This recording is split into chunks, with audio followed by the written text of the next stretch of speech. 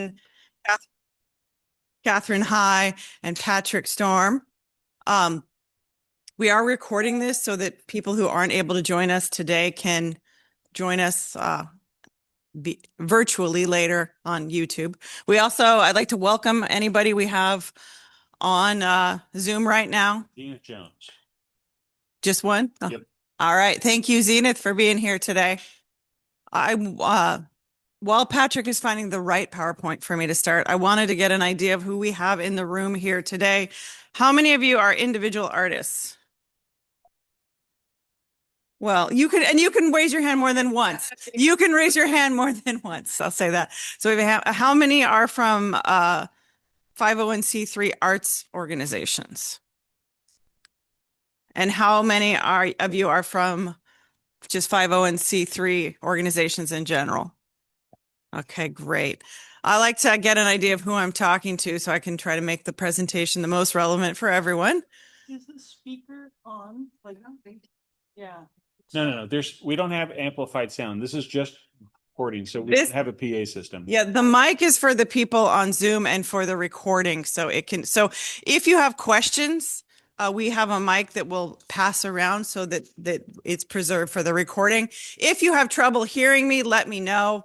I tend to have a fairly loud voice to start with, due to my previous training. And here we are, we're up. Okay, next slide, please. So hopefully you're here today for grant writing tips and tricks. Our primary goal for today is to give you sort of systems and strategies to approach grant writing with, also grant selection, how to look for grants, what to look for, how to tell if you are eligible, that type of thing. And the form that will take is I will start with a PowerPoint presentation. Then I also have Shana Kaplan, who is our grant facilitator for the Arts Council of Placer County. And then after that, our secondary goal is to answer questions that you all may have about the community grant program that we offer and that is closing on March 1st. If you are a non-arts organization, you can still apply for this if your project is related to the arts. And if it's not relevant at all to you, you can leave early. We won't force you to stay longer than necessary, but we will get your questions answered first. So, yes, next slide, please.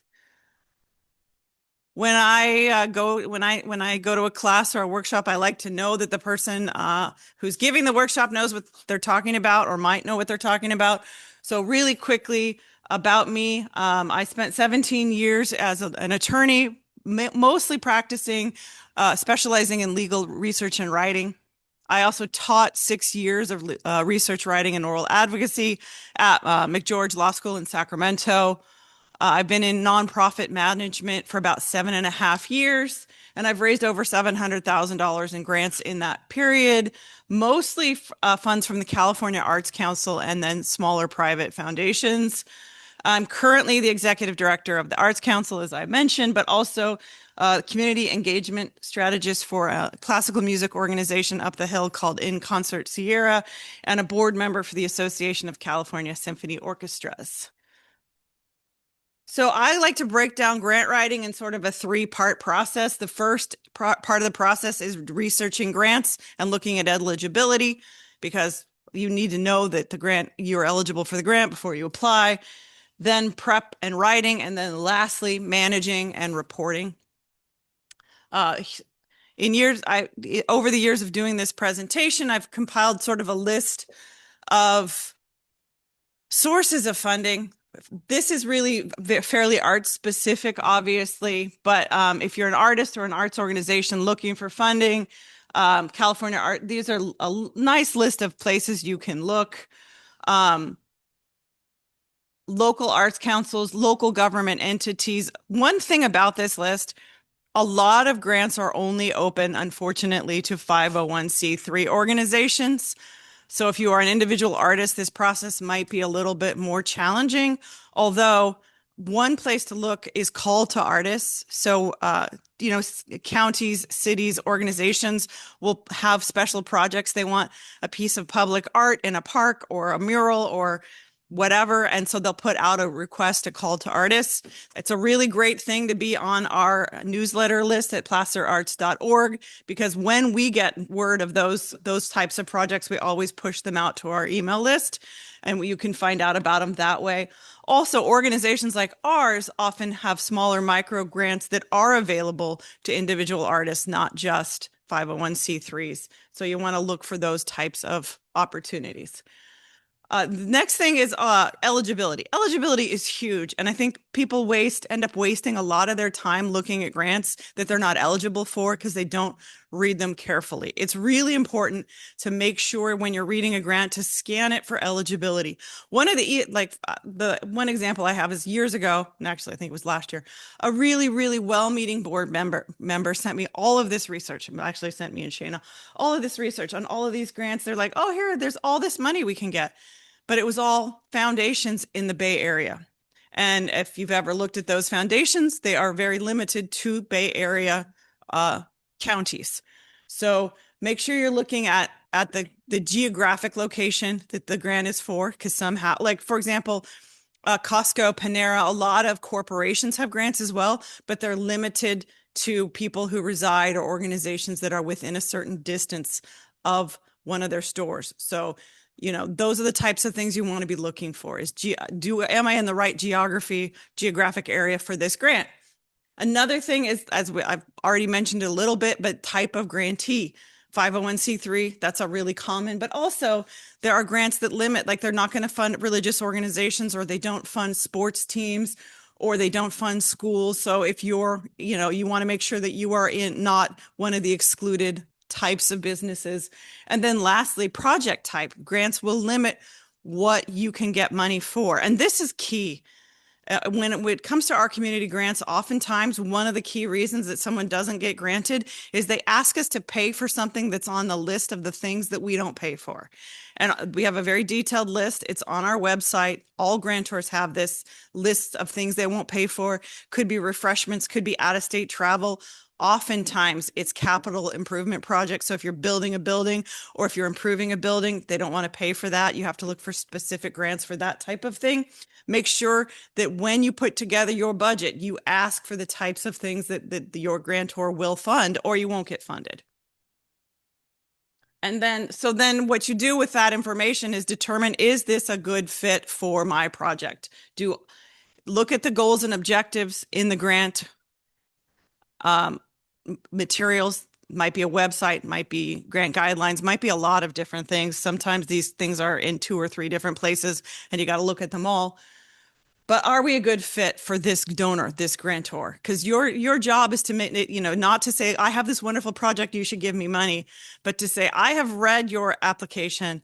I see the goals that you have for your money and what you want to do with your money. And what you want to do is give that money to me because I meet your goals, not mine, but yours.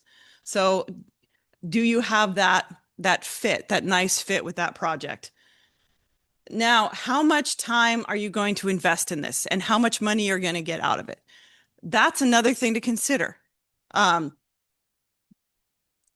If for example, if you have to create a brand new program, if you're an organization and you have to start a brand new program to meet this grant, then that grant better be giving you a lot of money to create a brand new program. Again, I had a well-meaning volunteer bring me this beautiful grant for female composers to compose a brand new piece. It was $5,000 over 2 years. You had to not only commission a brand new work. Oh, yes, let's get more chairs. We're just getting some folks new chairs. You had to commission a brand new work.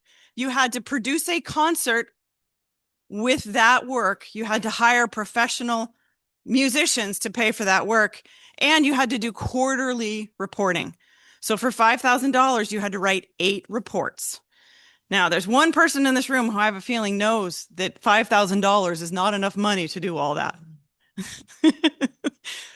So, I said, that's great, but I'm not creating a brand new program, to do that. Now, if I had a composer already in mind that I was already planning on commissioning a new work from, and I had a concert that was going to go on, and I already had other funding for that concert, there's a perfect fit.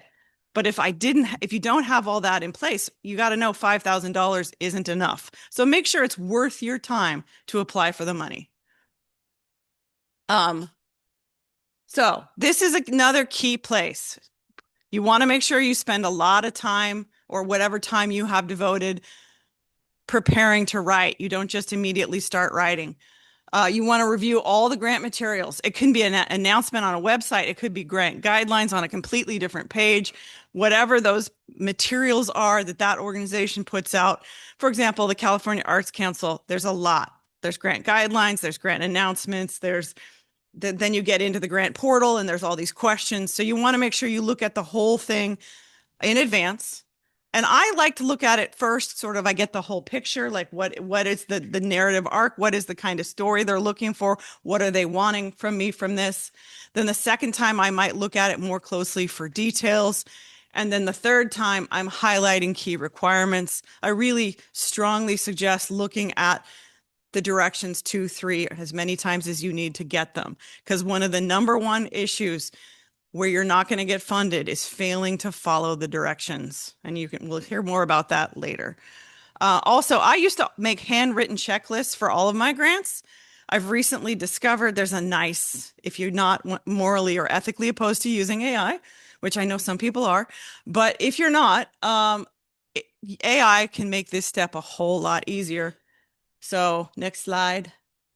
So this is an example. I just added a link to the grant guidelines page for the California Arts Council for one of their grants. And I asked AI, make me a checklist. And it gives me a full checklist. And that's not the whole thing. It's actually several pages, but it wasn't necessary for the example. But AI can create a checklist for you in a fraction of the time of doing it yourself. But the caveat with AI is double check your work. Don't just trust anything it kicks out. Make sure if you've reviewed the materials, this is where you'll be able to look at that checklist and say, oh, wait, it left this out, or that's not necessary, or whatever. You can double check AI's work. You have to be AI's boss, not the other way around. The other step, some grants require a lot of documentation. They might require your 501c3 letter from the IRS. It might be required that it's a partnership, in which case you need a letter of agreement with your partner. They might require letters of recommendation, budgets, all that kind of stuff. Make sure you know, as part of your checklist, all the documentation that the grant requires, and that you're ready to upload it before it's due. Nothing's worse than spending hours and hours and hours and hours writing a beautiful application, only to find out on the last day when you go to upload it, because let's face it, we're all procrastinators probably. Why put off till tomorrow what you can put off till the day after tomorrow, I always say. But, to do all that work only to discover you're missing a key document, and now you can't turn in the grant that you've spent hours and hours doing. Now, to writing tips. There's a whole lot of different ways to write. One of the biggest mistakes people make is judging their writing too soon.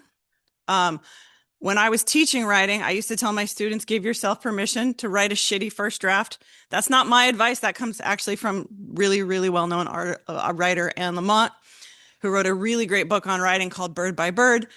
But here's the deal. I told my students, give yourself permission to write a shitty first draft, but please never show that draft to me, because I don't want to read it. But really important, this is not me. I did not invent this, but the idea there's 4 steps in writing. Maniac.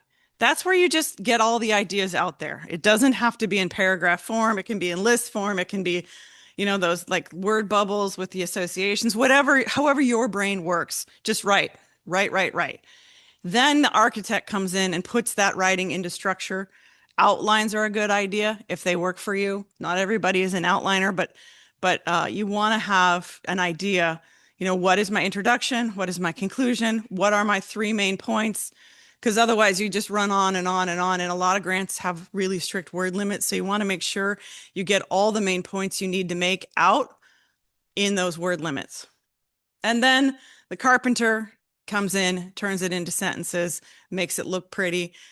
At the very last thing is when the judge enters. And that's when you can start being critical of yourself. Before that fourth step, no, this is dumb. I don't know what I'm doing. All the really beautiful, wonderful things we tell ourselves in our head as we're our worst critics. Don't put that, let your judge know, look, there will be a time when I will need you, but it isn't now. So leave the judge out until the end. The other, next slide. So grant writing is persuasive writing. You are trying to persuade the grantor or usually a panel of people judging your application. Grant writing is persuasive writing. You're trying to convince them that your project is the one they want to fund or one of the ones they want to fund, which means you have to show them that you're going to do the things that they care about. So some techniques for persuasive writing you want to use. One, there's an idea of primacy and recency. It means that people remember the first thing they read and the last thing they read. So make sure that the most important, biggest points, the best, your best reasons for them to give you money are first and last, not buried in the middle of a paragraph somewhere or in the middle of multiple answers. And if they're that important, probably good idea to figure out a way to repeat yourself on those points throughout the application so that there is a narrative string that connects the ideas. Other thing is, I'm going to back up. Always be suspicious. The fact that I use the word always will be funny in a moment. Of advice that tells you to always do something or never do something, right? The best writing teacher I think I ever had was actually in high school, and she taught us that you have to learn the rules in order to break them. Bad writing isn't bad because it has bad grammar or it breaks the rules. It's bad because it does those things unintentionally. So it's not anybody who says never use this or always do that, don't listen. So I say short declarative sentences with some variation, right? Active sentences that are short and to the point. If you're a person who likes to have lots of clauses, like a single sentence is running 2 or 3 lines of text, it's probably too long.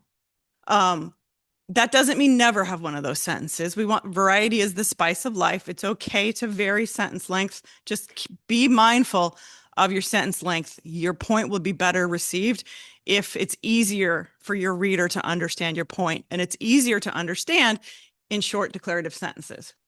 Avoid throat clearing. Oftentimes we use things like I think or I believe because we don't want to put ourselves out there too far, and we think we have to make justifications for ourselves, especially we have a lot of women in the room. We often feel like we have to apologize for ourselves. Don't do that. Your sentence is going to be far more persuasive and stronger if you cut those phrases out. And again, I'm not saying never do it, but generally speaking, never do it. One more. This is the one, my one. Generally use active voice. How many people have always been told, always use active voice, never use passive voice in your writing? So if you don't remember what active voice is where your subject is performing the action. John baked a cake. That's an active sentence. A passive sentence is the cake was baked by John. Generally speaking, it's more persuasive to do the first, where your actor, your subject is doing the action. There is a place, though, where sometimes passive voice is important. Anybody know when that might be?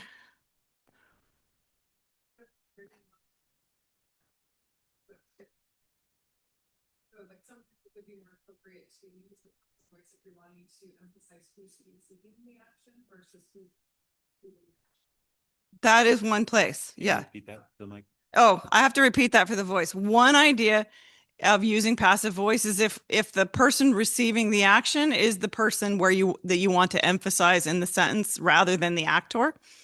The other place, and this is key, is whenever you have to share something that's negative, you want to de-emphasize the thing that's negative, right? And the way to de-emphasize it is to use passive voice.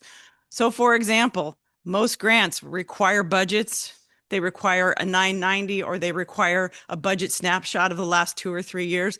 If anybody who's spent any significant time in nonprofit management knows that sometimes unavoidably you run a negative budget. So you have a year where there's some type of deficit. There's a donation that didn't come in, or it didn't come in at the right time, or you had an unexpected bill. And so your your 990 is in the red for the year. So you have to explain that to your grantors. That's a time when using passive voice isn't a bad thing. So anytime there's, or maybe there is a negative fact about your program or your project, that's a good time to use passive voice. Last step in writing is, of course, editing. This is where we let the judge take center stage. The best advice on editing is get help. It's very difficult to edit your own work. It's hard to be objective about your own work. It's easy to miss mistakes in your own work. But make sure if you ask for help that you're willing to receive it.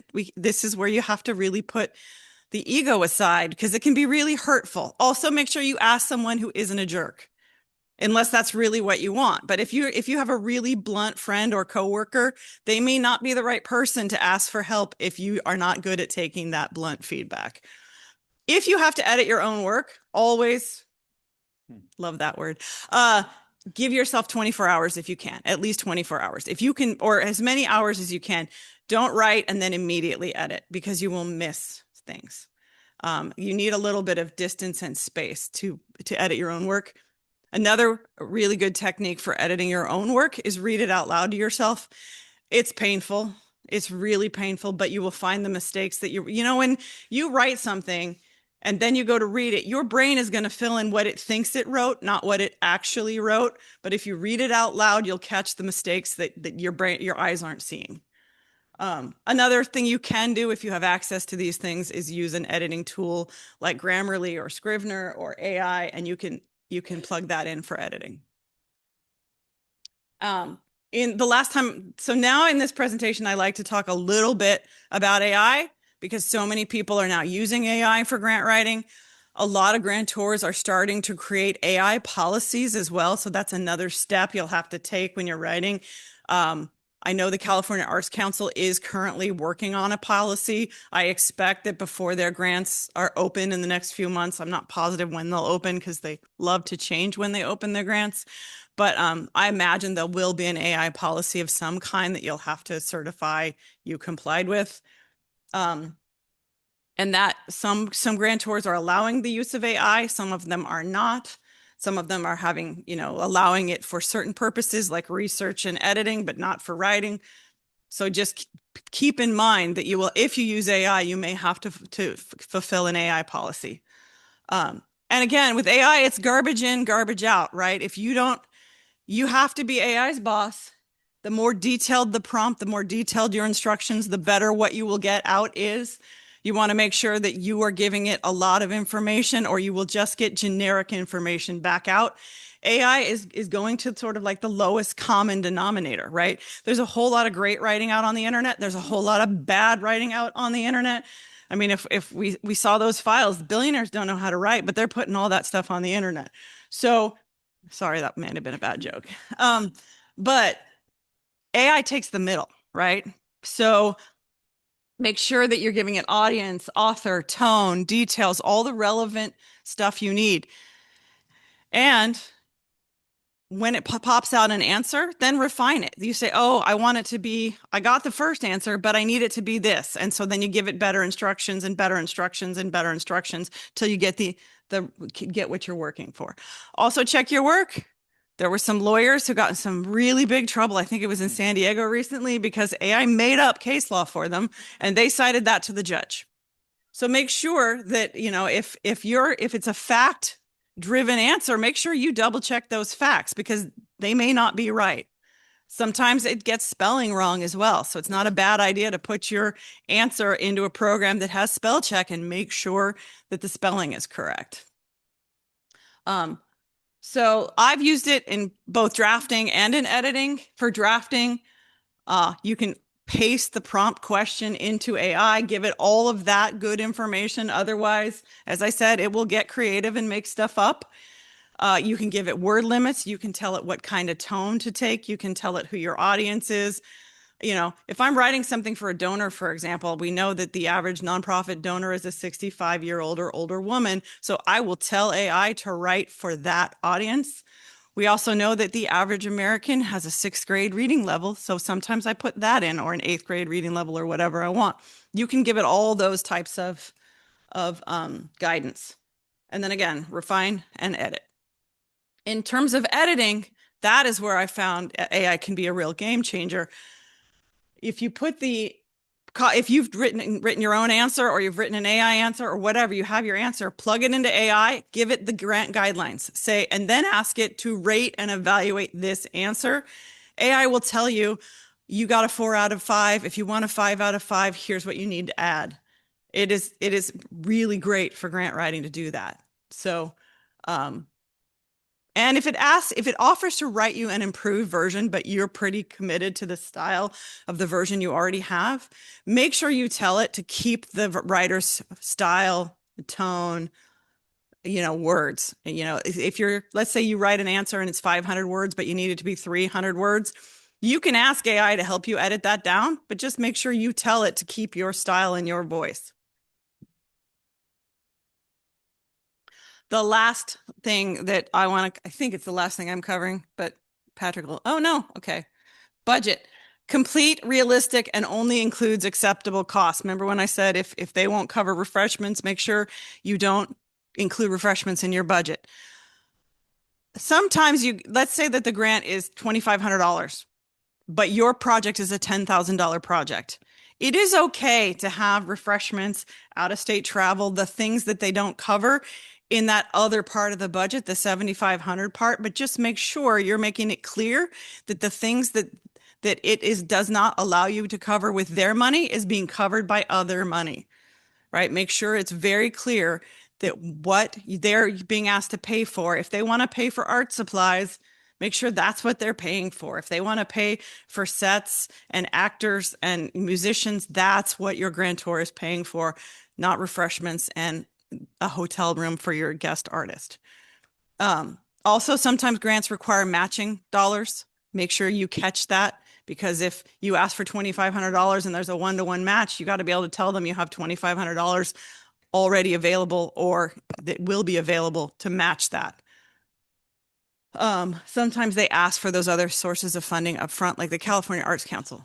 Yeah. Yeah, if you're the donor, yes. Yeah. Also, with budgets can be one of the most impactful parts of a grant application. Just make sure that you're using the budget to tell the story of your grant as well. And maybe Shane is going to talk more about that too. Lastly, before you accept money, make sure you're capable of managing the grant. They're going to ask you to give them, to report back to you about how you spent that money. Make sure that if it's a significant amount, you're going to want to have QuickBooks or a really good spreadsheet or a bookkeeper or whatever. Make sure you maintain records. If you can keep records of what people did with the money, that's, we brought in 500 people to this program, and here's a personal story from one of those people on what they thought of the program and how it impacted their life. That can be hugely powerful, both in a grant report, but also reporting to other donors.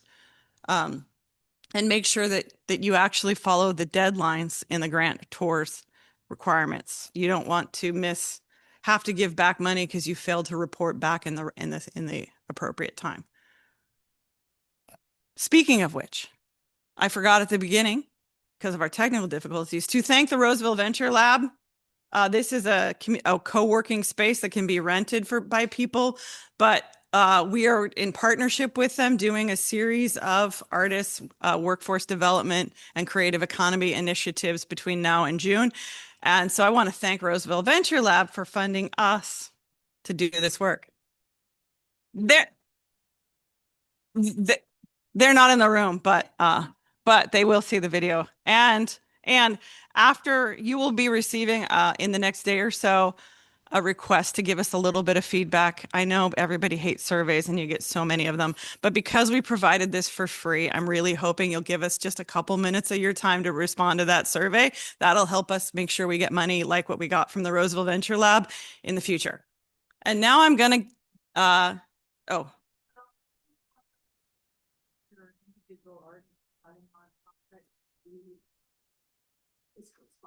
Oh, Are you talking about that? I will talk about that briefly right now. One option for individual artists or organizations that don't yet have their 501c3 status is on grants that require a 501c3 status is you can do what's called a physical sponsorship, where you approach a 501c3 and ask them to what's called physically sponsor you. Some organizations will do that for a fee, 5%, 10%, 15. There's different rates. Sometimes there might be a mutually beneficial way to do that where you're not paying for that. But that is the best way to, if you're trying to get a grant that requires that, is to get a fiscal sponsor. And the California Arts Council has detailed instructions on how to do that. Basically, you can't qualify for their funding unless you're a 501c3 with 2 years of operations under your belt. So you have to be a 501c3 for 2 years to get funding through the California Arts Council and other similar agencies. All right, I'm going to turn it over to Shayna, who is going to talk about a little bit more about all this. I will take questions though. Well, after Shayna's presentation, we'll take questions, general questions from everybody. And then anybody who doesn't want more information about our community grant programs can leave, or you can hang out and listen. But take some cookies on the way out because Catherine got a lot of cookies. Thank you, Jenny. Let's hear it for Jenny. All right.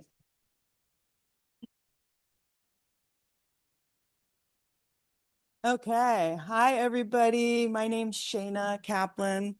As Jenny said, I'm the grant writer for the Arts Council. I'm so happy to be here today and talk to everybody about money. All right. Who has applied for a grant before? So maybe about half. Who's planning to apply for a grant that's never applied before?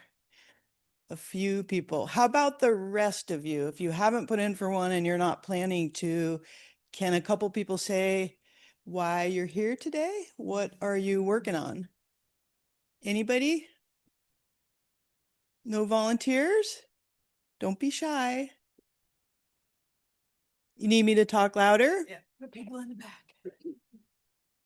All right. Well, I'm going to assume that you're thinking about maybe at some point putting in for a grant, and that's great too.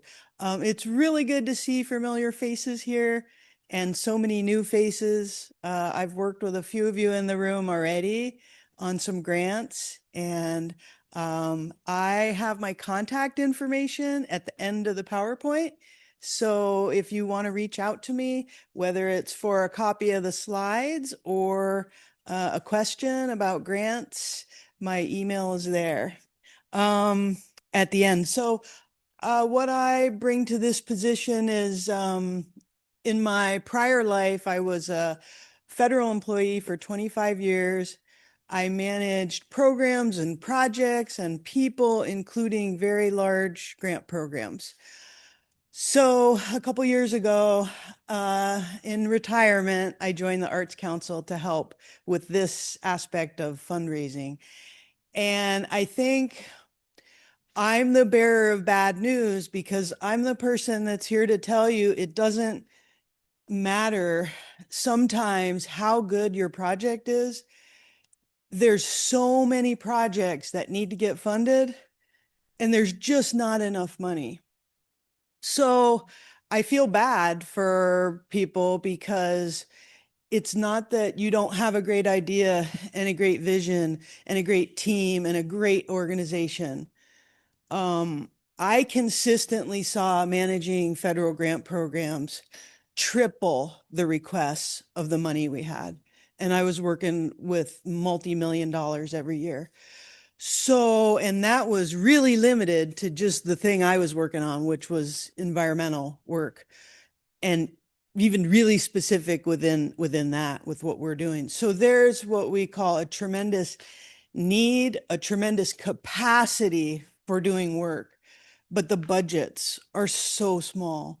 So please be kind to yourselves, be persistent, and think about how you might be able to work with other people to leverage what you do and join forces to maybe put applications together, work with others to consolidate the requests because, yeah, sadly, there's just not enough money. But that said, for the presentation today, yes. I just want to say, I want to echo her point about persistence. Don't let what she just said get you down and think I'm never going to apply for anything. Also, if you get a no, don't let that make you never apply. First year of COVID, I applied for a bunch of California arts funding. I got nothing. I was really upset. The next year, they funded all three of my projects to the tune of almost $150,000 over a 2-year period. So persistence is key. Thanks, Jenny. So again, welcome everyone. I wanted to start with this quote from John F. Kennedy. I'm among those who think that art is essential to life, that it is not a luxury. And I know many of us are here for that same reason. Arts, it's not a nice to have, it's essential. We know this to the health, identity, and resilience of our communities. So today I'm going to try and look a little bit beyond the application itself and focus on some of the strategies and systems that make securing funding hopefully more possible.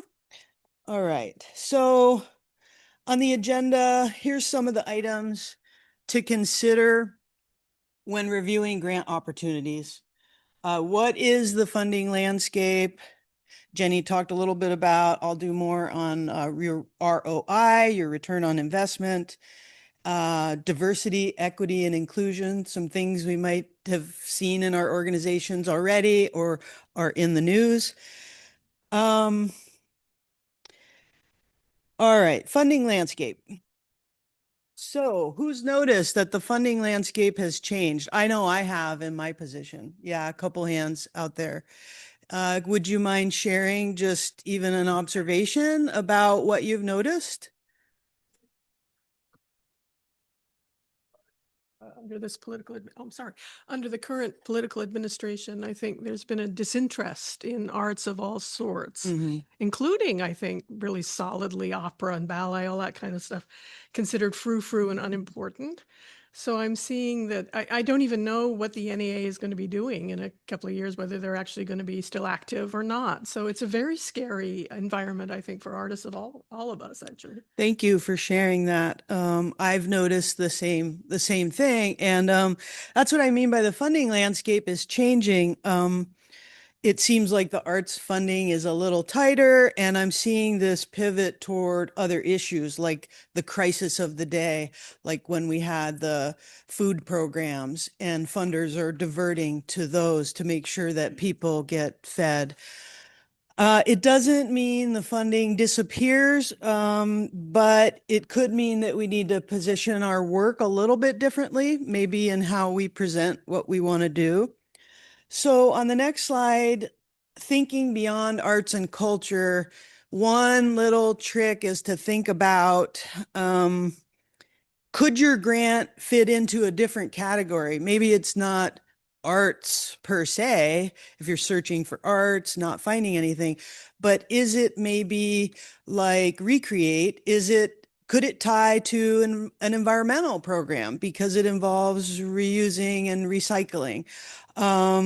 Could it tie into economic development? We tied this program here for the artists' skill development into economic development. I mean, that's part of why the city of Roseville is interested in training people to come up into the business ecosystem. So yeah, I have a list there of some things, just basically encouraging you, don't just search arts, but think about other terms that may apply. So where's the money? Jenny talked a little bit about this. It's overwhelming. I mean, there's federal, state, foundations. I think when I see the grants, I'm putting them in that category. Oh, this is a federal grant. Okay. All right. I know that that's probably going to be 25 questions and probably 25 to 40 hours worth of work.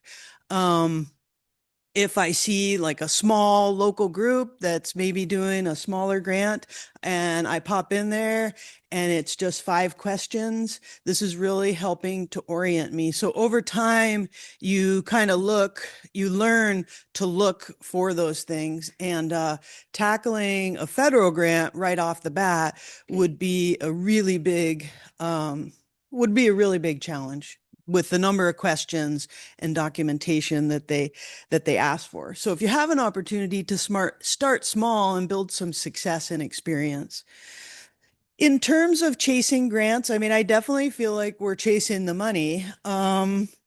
And I think we bump up against this issue, and Jenny and I were just talking about it before this session, of you see a grant and you want to come up with something that fits into that grant because it's cool. I mean, there's a lot of grants that, you might want to do what they're talking about. And so it just kind of gets to, do you already have a plan of what you want to do? Because to a certain point, it's good to stick with your plan, like your mission and your strategic plan and all of your strategies, instead of grant chasing and kind of reinventing yourself every time you see an interesting grant. Now, if you've got the time and the money and the staff to do that, that's awesome. But I know most of us are pretty small organizations running on, tight staffing and budgets. So, all right. So where do you find the grants?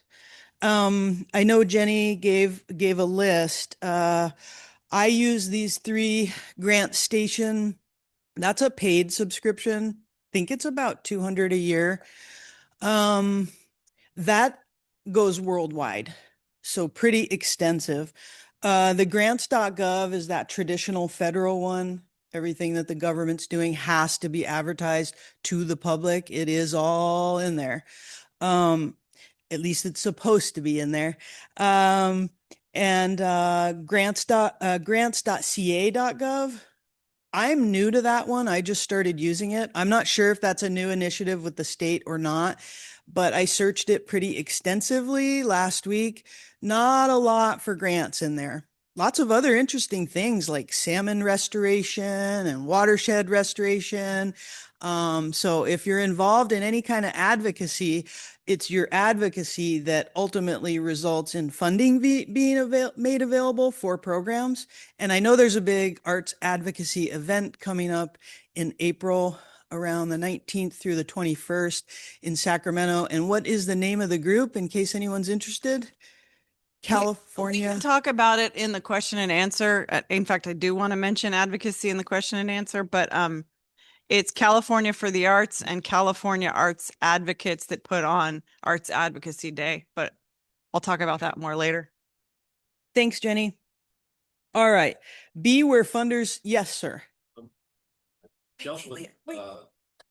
Oh, hold on. I've dealt with another program called Grant Watch. Do you know anything about them? I have not used them. I've not, but I'd be happy to check it out. Oh. Have you used it yet? Well, I get reports and emails all the time, and they list a lot of opportunities. Yeah. But again, they are subscription. They want $250 a month or something. So is it worth it? Right. Yeah. I personally haven't found the subscriptions to be really worth it yet. I think a lot of the information's available online through searching and using even AI tools to find stuff. Yeah. Thank you for asking. So be where funders expect you to be. This is the issue that once you go to apply for a grant, you're busy searching for your grants. Well, guess what? When you apply for a grant, they look you up in these systems. So here's the name of a couple: Candid, which is also GuideStar, Giving Edge Profile.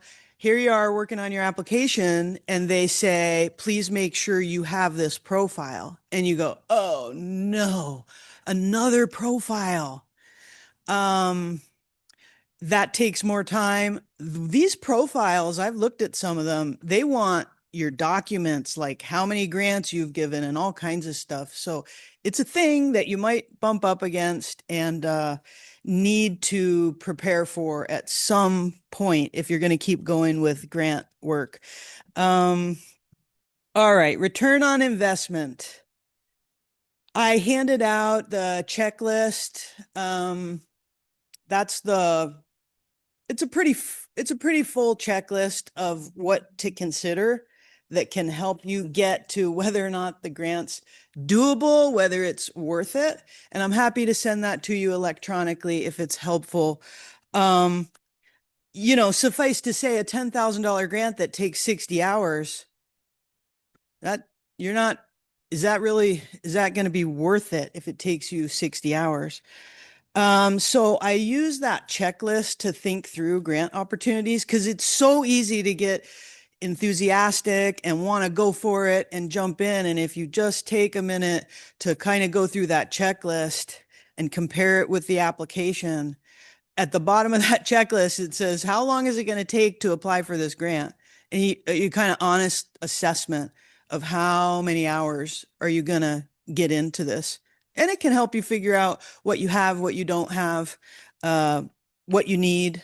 But key things on the checklist that can be really time consuming are like supporting materials, that bullet there. I don't know what number it is, but because when we apply to the state of California, it's work samples, resumes, letters of support, budgets, tax forms, all kinds of stuff. And so that's a pretty big one to have a heads up from the start. And what else? Well, you have that, and I don't want to take too long. So you can let me know at the end if you have any questions about that. As you work through the checklist and you're thinking about what they're asking for, start to make a list of the questions you have. Some of them you may need to reach out to the funder and ask. I did that recently. They said, we're going to use your GuideStar profile. I went to my GuideStar profile and I was like, oh, that's not good. It's totally incomplete. And then they want a subscription to even update your profile, right? To do the whole thing. That's a great business. And so I reached out to the funder and she said, even though it says in their application, they're going to check your GuideStar profile. She goes, we don't even use that anymore. We have our own system. Okay, great. Good to know, because that was going to become its own little project, doing the GuideStar profile. Not saying it doesn't need to be done, but yeah, I didn't have time at that point. And reaching out to a funder or other people for that matter for help doesn't make you look inexperienced. It makes you look engaged. So don't feel bad, but do it early because it could take a while to hear back. In my case, she picked up the phone. It was amazing, but it could take time to hear back from folks. All right. So you've decided you're going to put in for the grant and you go to the portal because they usually have some kind of portal. Things to be aware of. What I've seen is it could just be like a Google form with 5 questions, or it could be a full-blown portal that you have to register. And I think I just want to point out that what I've seen is I'll go into the portal and it might not match the instructions. The questions might be different, or a real common one is they ask you like, yes or no, do you do work for kids? And you say yes, and you think that's it. But when you're in the portal, it expands and it says, if you said yes, please tell us about the 5 years of your programming history. So here I am just ready to copy and paste and submit it. But now I got another question I got to ask. So it's definitely good to get into that portal sooner than later. And look at it. And I did that the other day with a brand new grant. And it was, following my own advice, very eye-opening. And some allow you to save your work and some don't. So I definitely work in a Google Doc and then paste in. I never work in the portal. In terms of figuring out on the next slide with critical path thinking, like how to get all this done, like say you've used the checklist and you have an idea of all the things that you're going to need. I think about it as project management. What do I mean by project management? Like a kitchen remodel or a family reunion. Kitchen remodel, you're not ordering the cabinets until you measure. Family reunion, you're not ordering the food until you know how many people are going to be there. So there's like a logical sequence of things. So I would just encourage you to sit down, make the to-do list, and then try and get them in some kind of order and back yourself into it. You know what you're going to need in the end. And if you need work samples from somebody on your team, get that request out to them so they can start working on it so that you have it in time. All right. We're getting near the end. How many people work in Google Documents? Okay, almost everybody. Fantastic. If you're not yet working in Google Documents, because there are a few people here who aren't, what that means is if you have a Google email address, the gmail.com, if you don't already have one, you can create one. And what comes with that is free software, spreadsheet software, PowerPoint, slideshow software, and Google Docs for it's like Word, Microsoft Word. And what's awesome about it is it saves your work automatically. You can share it with other people, whether they're on Google or not. You can collaborate and edit together.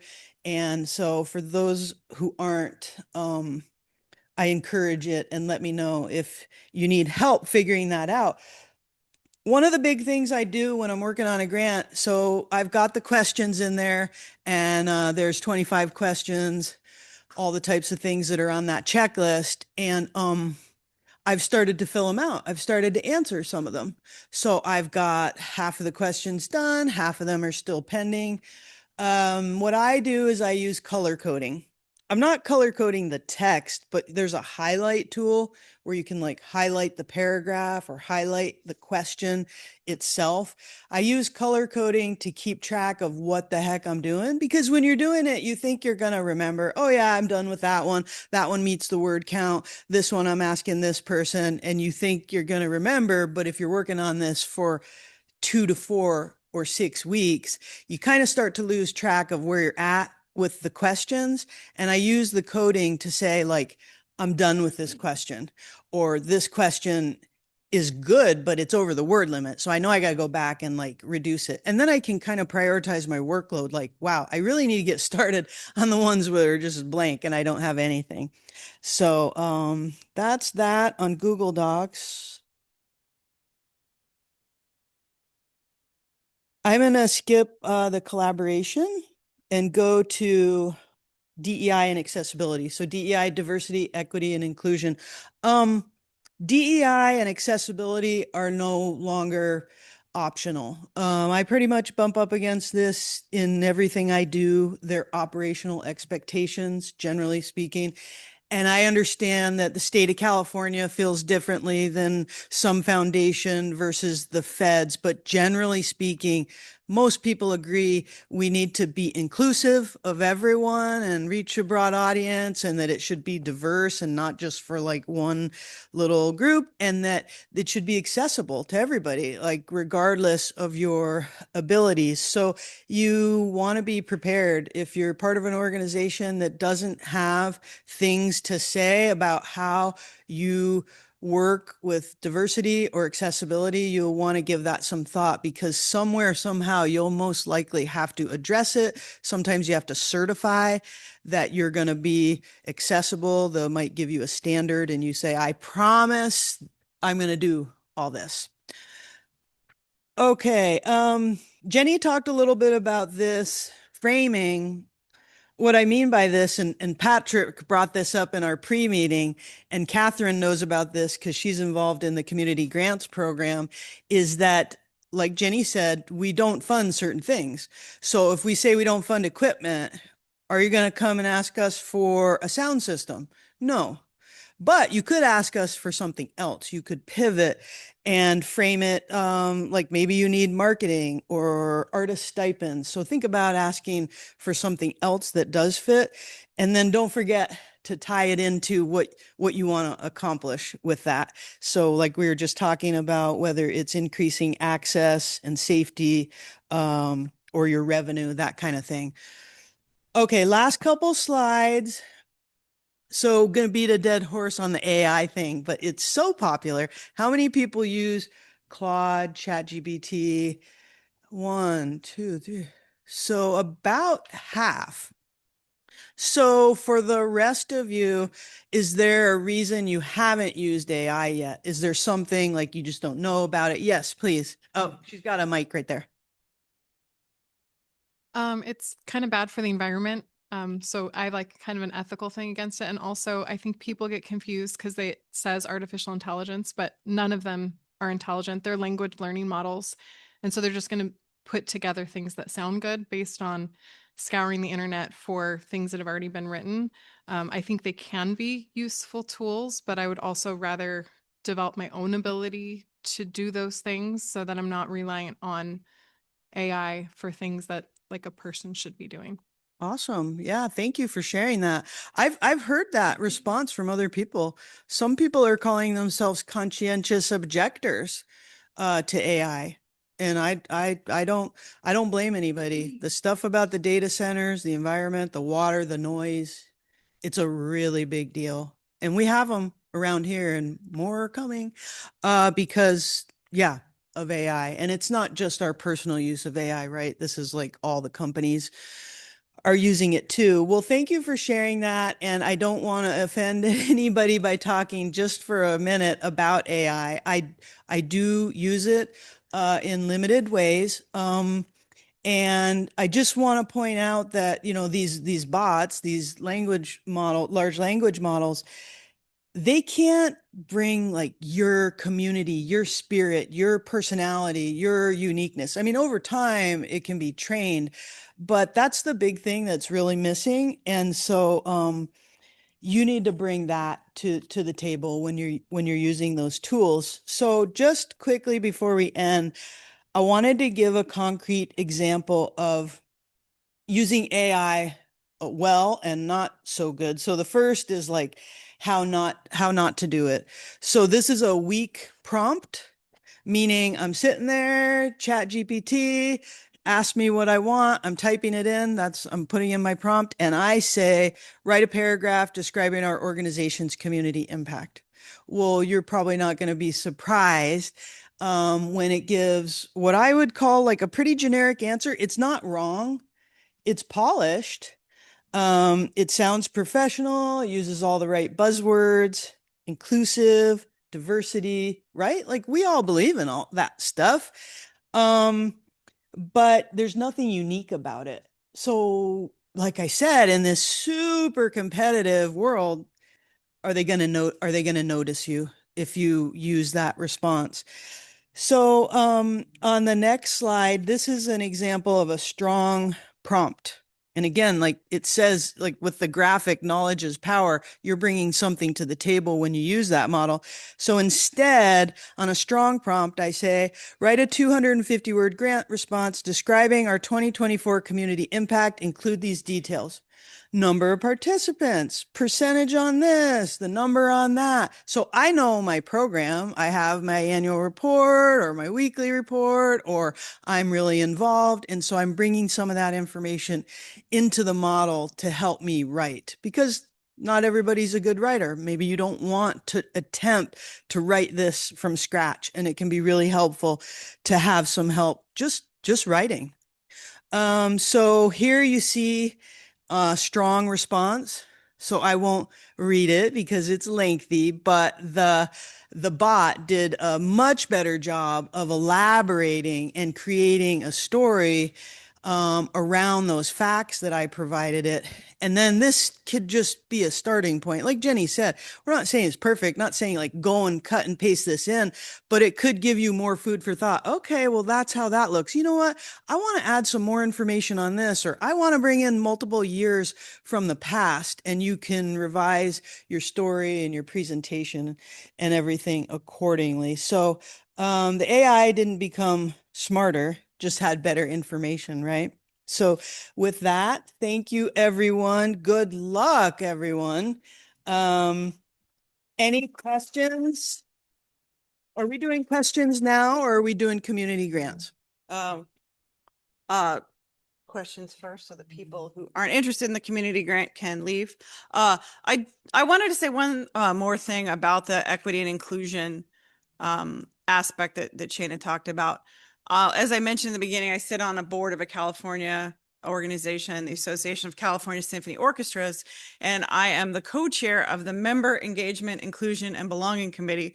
And last year we had decided we were going to update our cultural equity statement, and we decided to do it before the current administration started. So it was work we were planning on doing anyway. But a big part of that conversation had to do with looking at where our funding sources were coming from and then making decisions from there, and also a desire to be a leader within our industry. So if you're having those conversations, you need to think about, some organizations, unfortunately, are absolutely dependent on federal funds. And so they're going to have to follow the federal government's guidelines on that. We ultimately were able to make the decision that we're a California organization. We're funded by California and the Arts Council and the County of LA. And so we were able to really stick to our values, and we weren't beholden to a federal funder. But if you are, just keep that in mind, that look at where your funding is coming from and make strategic decisions based on that. Your board may have to make a decision. Well, are we willing to lose this funding in order to stick to what we believe are our values and the importance of that? And our board, at the California or at the Arts Council, they had to make that decision and decided to stick with continuing our DEI program. So that's just, it's not an easy one size fits all decision in this environment. All right. Questions on either presentation? Don't forget there's cookies and drinks in the back if that'll give you a little bit of energy. We're going to go into the community grants, like question and answer next. Are we good? I think we're good. Okay. And feel free to No one speak raised their too. hand. We're casual here, and because we've had some requests to not have the audience on camera, we're going to keep the camera pointed towards our speakers, and the microphone will go around. So if that's preferred. Okay. Thanks, Patrick. I was working on a grant the other day, and I just want to encourage you to not do it in the last half an hour or hour that the grant is due, because when we were inputting the information, cutting and pasting from the Google Doc, it kept spitting out the information and it wasn't keeping it. And we were getting frantic, because we're like, we can't cut and paste because it keeps spitting it out. We literally made it by 2 minutes. So if you can imagine the adrenaline and cortisol, it was not a fun thing. So just give yourself plenty of time. Don't do the 11th hour.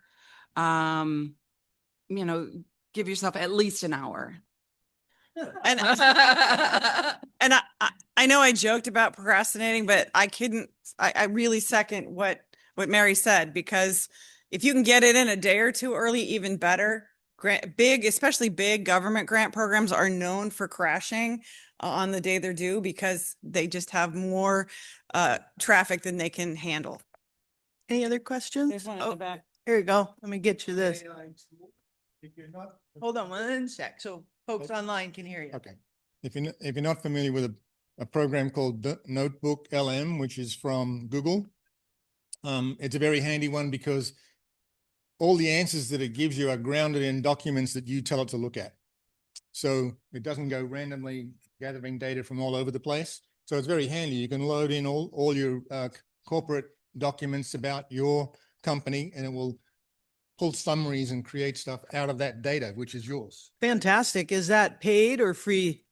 It's free. It's free. I have it 2 stages, but the free one's really good. It's say the name again, Google Notebook LM. Notebook LM. You heard it here. Yeah, I've first. heard of it, but I haven't tried it yet. So thanks for the reminder.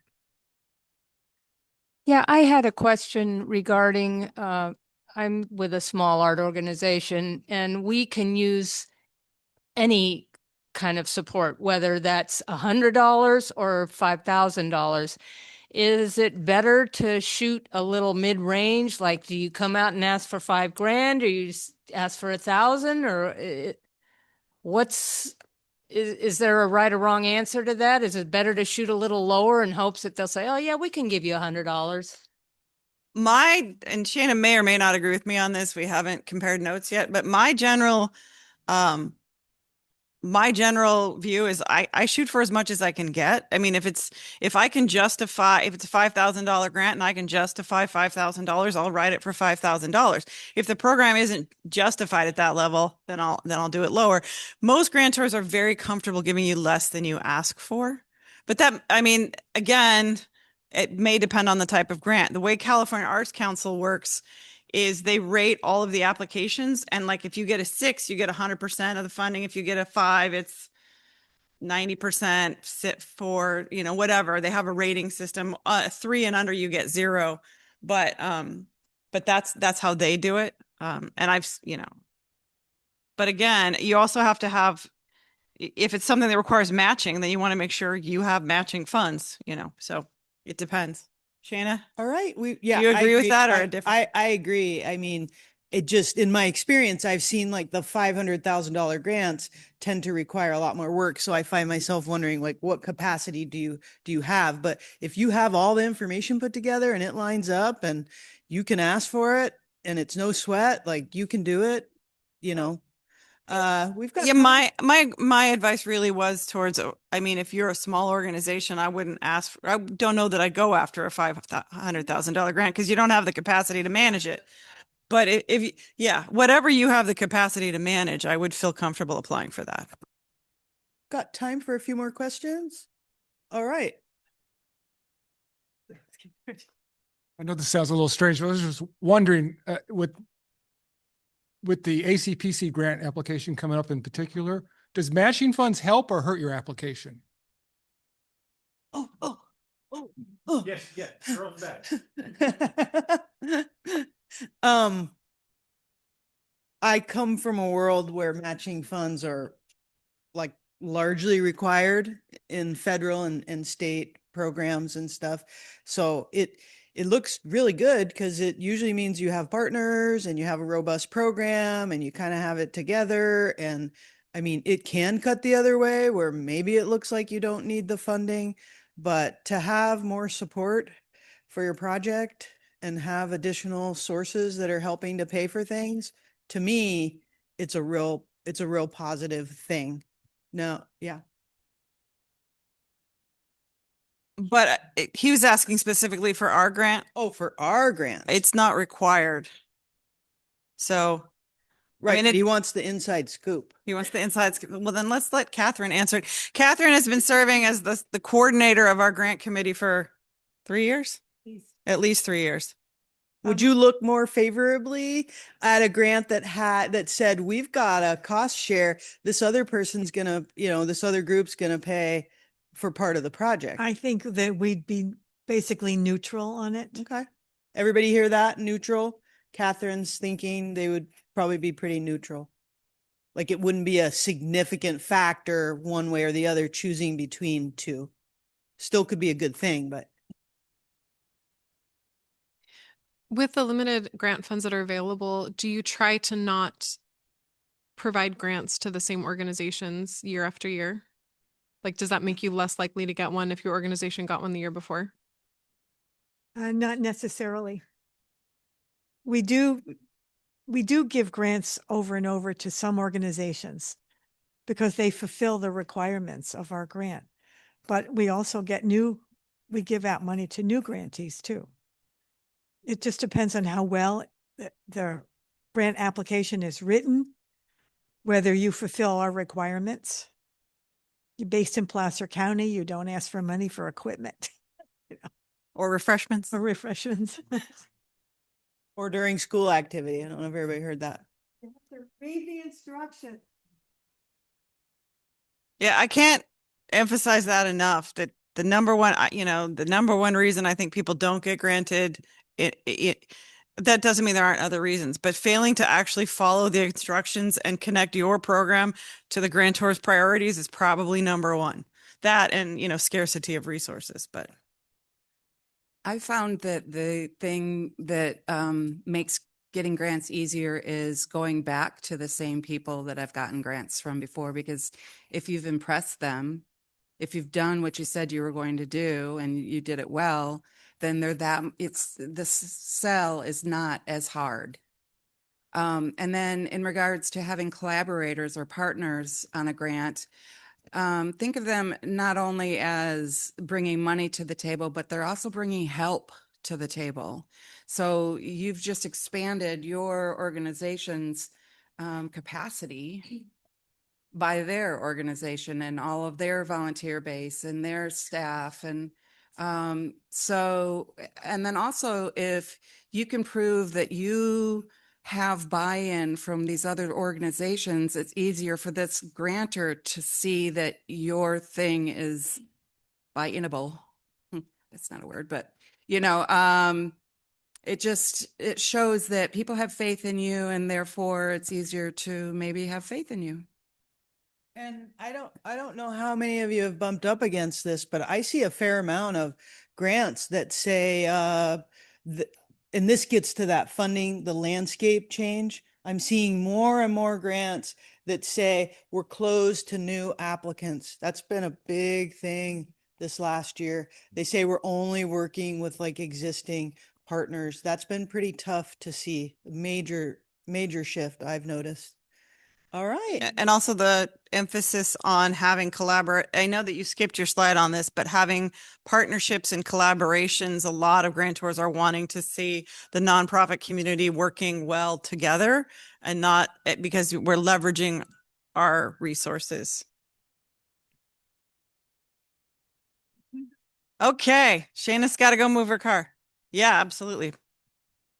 So I'm Patrick. I do the social media and PR for the Arts Council. And one of the things that even if you are applying or maybe you missed a deadline for a grant, make sure that you're engaging with them on social media and with the local media as well, because the higher profile that you have with, okay, we just put on this player, we did this event, and you're getting noticed in the media, or you're just engaging with us on Facebook and Instagram, tagging us, adding us as collaborators, that makes a difference later on too, because we can see that even though you didn't use money from us for an event, you're still collaborating with us to help increase the awareness of your event.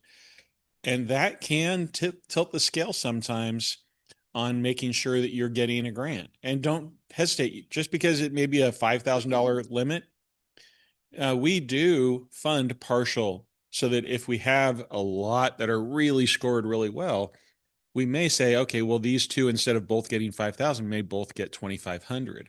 So we have to spread it around sometimes, but make sure that you're engaging with us. It's at the ACPC on Facebook and Instagram. Add us to an event as a co-host, or add us as a collaborator on Instagram and Facebook, so that we can help you share more and more and more out there. And also, if you think it's newsworthy, reach out to me through Instagram or Facebook, and we can help to try to connect you with the Good Day Sacramento and get you on TV. But that takes about 4 to 6 weeks before. So if you have something happening this weekend, their schedule is filled 4 weeks out, because they are trying to feed that beast. Hope that helps. I've lost the other mic. Nope. Oh, First time we'll come to. Oh, sorry. No, you. Emails. I'm gonna email. No, ask, because someone else might want to know too. Come on.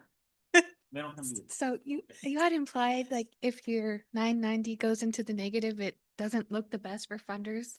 We have a new treasurer who's an auditor, and she was talking about this like reason that we have to record, like, we don't sell things at fair market value, so we have to record what we would have made if we sold them at the proper value. But my board thought that showing that would actually look good, that we were like providing this service and ending up with our 990 in the negative. And that struck me as like maybe not right, but would you speak more to that? Because cash wise, like operationally, we're making money, but on the books, it looks like we're not. Lawyers are notoriously bad at math, but I was raised by a math teacher. Nonprofits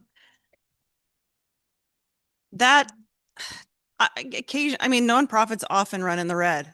It's unfortunate. I think it really depends on the narrative story you make around it. I mean, you may have a really compelling story to tell, and that does sound like a compelling story, but I would make sure you're talking to a CPA and maybe get some better advice on that, because that doesn't sound good to me. Occasionally, maybe, but if it's like every year we're going to show a negative, it starts to look like you don't know how to manage your business.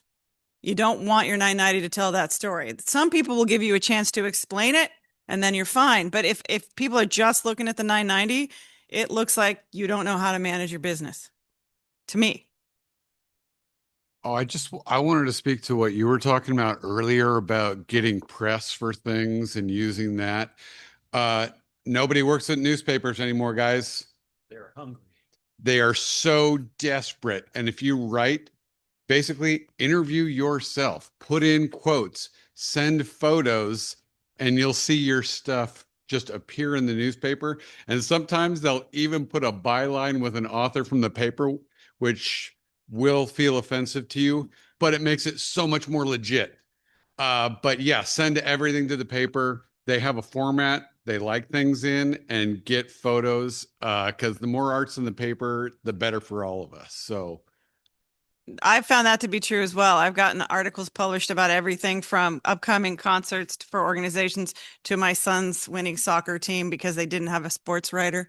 But I agree. Yeah. One thing I had mentioned I was going to circle back around to advocacy. I want to talk about that for a moment, then we'll go back to question and answering.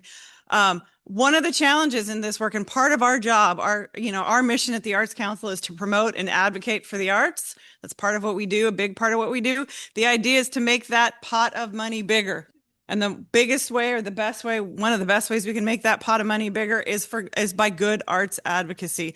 That quote that Shana shared at the beginning from John F. Kennedy, that is what we're fighting against, is the idea that what we do is frivolous or not important and non-essential. And that requires a lot of advocacy and education. It requires educating the business community. I've gotten up in North Tahoe. I was talking to the downtown, Catherine Hill, who is the executive director of the Tahoe City Downtown Association. So one of the biggest problems we face, because she's also does the Tahoe Literary Festival, is this idea that what we're doing isn't essential and it doesn't drive economic growth. It absolutely drives economic growth. When people see public art in a downtown space, they're more likely to spend more time there, which means they're more likely to spend more money there because they feel safer there when they see that public art. What we do is essential. We just have to educate, do a better job of educating. And that's where we get to advocacy, both at the state level, and the local level, and how we can all work together to better do that. So in approximately a month, I'm working with Ann Brown, who was previously the executive director of the Auburn Symphony. We have the current executive director in the room, Laura, over there. But we're working on a program for arts advocacy to prepare people to go advocate at the Capitol, but we'll also be covering how to go to your Chamber of Commerce, your city government, your local government. And so we will be getting emails inviting you to that next workshop that will be done here. And we're going to do one up in Auburn too, so that people don't have to travel as far. That's really key though. Making that pot of money bigger is huge, especially when we're fighting against the kind of forces that are against the arts at the moment. Because as we know, arts are about free speech and some people don't like that. Sorry to get political. It's not really political. Several times you've mentioned that most grants don't seem to want to support refreshments or equipment or capital improvements. But since my need is capital improvements, can you recommend sources that are likely to support capital improvements and have grants and funding for that? I would look at the one that Shana put up there, grants.ca.gov, because the best place you're going to find capital improvement projects are probably at the state level. But don't forget to offset those. Are you printing programs? Yes. Okay. There will be operational issues and things like that, marketing, that go behind all of that. Yeah. But those are not the big ticket items. Yeah. Ken is trying to keep alive an amazing piece of architectural history from famous female architect Julia Morgan up in Grass Valley, and that's what he's trying to keep alive. It's a beautiful facility, and famous female architect. Still, don't hesitate to go for the smaller grants, like through the local, because every time you can save on local printing costs and marketing and other things that can be covered easier, it allows you to set aside more of that money for those capital improvements. In your case, I'd also consider doing research using, I'm sorry, AI. Putting in grants for capital improvement projects or government programs for capital improvement projects, because they do exist. They're just harder to find. Yeah. If you haven't done that already. Or business local sponsorships to actually the hard work. Like sometimes big corporate sponsors will also fund capital projects, like T-Mobile has had a hometown grant for maybe the last 2 years where they're funding capital improvement projects up to, I think, 50,000. But there's some restrictions on the project, so you got to look at that. Yeah, this is historical preservation. But are there larger kind of big donors that kind of? Well, there was the federal government that did that, and we applied for that, but all of those were canceled last year. So. What are the reasons why you guys don't fund capital improvement and other groups don't do it? The majority of our funding comes from the county of Placer and the state of California, and they're just most of our restrictions come from where we get our money from, having those restrictions. There is a lot of weird attitudes in nonprofit about this idea that you have to overmanage nonprofits or they're going to be fraud and all those other kinds of things. I think sometimes it comes from outdated norms on how to manage nonprofits and value judgments on what we do. That's my personal opinion. This is where I will say I believe, because that's just my thought on it. But pull your hat. But yeah, for us, it's restrictions from other places. Why they have those restrictions is that, I think. So we do have sometimes where we are able to get private donations to where then they don't have some of those restrictions, but unfortunately those are pretty small donations at sometimes. And that's a good segue into the survey I mentioned, because one of the things we want to know is, what else do you want to learn about? Do you want to learn about how to do business sponsorships, how to get individual donations, how to write a business license? I mean, what other learning to help either your nonprofit business or your private artist business are you looking for? And so we'll be asking those questions, because we want to make sure that these sessions, we're going to keep doing them, especially if they're this popular, but we want to know what subjects you want to learn about, so we can find the right experts to bring in, because I'm not an expert on all of it. Even though as a lawyer, I tend to think I am. Just kidding. Did we want to go through this at all, or are we going more? Oh, yeah. We probably should. How many of you would like us to go through our website with our grant application? Does that sound okay? Then yes. You want to come up here and do it, or? Come on, Catherine.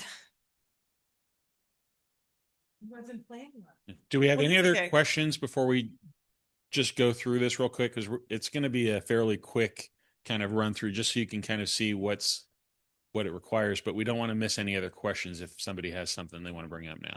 This might raise some questions too, Yeah. which is why we're doing it. It's a lot of information. Sure. I'll let you be the walker and I'll Okay. go through the website. If you have questions as we go through it, please raise your hand. We'll get so that we're talking about things as we're looking at them. How many here are interested in applying for a grant with the Arts Council? Have you looked at the grant application so far? Most of you have. Do you have any questions that are burning right now? I'd like to start with a question. Eligibility, is it only Placer County or other counties? Placer County only. Because our money comes from the county of Placer, we have to have that restriction. Any other questions? Weight you put on each question, like, are they scored the same, or do you put more weight on other, some questions versus? I'm not a scoring person on the grant committee, so I can't really answer that. I know that they look at the type of information you've provided, how well you've written the grant, whether you've read the instructions. I know we've already received one grant that I noticed they're asking for equipment. They didn't read the instructions, and that there's a heavy weight to that, and that gets tossed out right away. Right, because we can't, if it says we can't fund it, we can't fund it. We're not going to. So That is That's- really that's- important. the grant committee will read all the grant applications and give them a score. And the top scoring ones we look at, the bottom ones we probably won't even look at. Because it takes a lot of time. And if they're so poorly written or they have not read the instructions, we won't even look at it.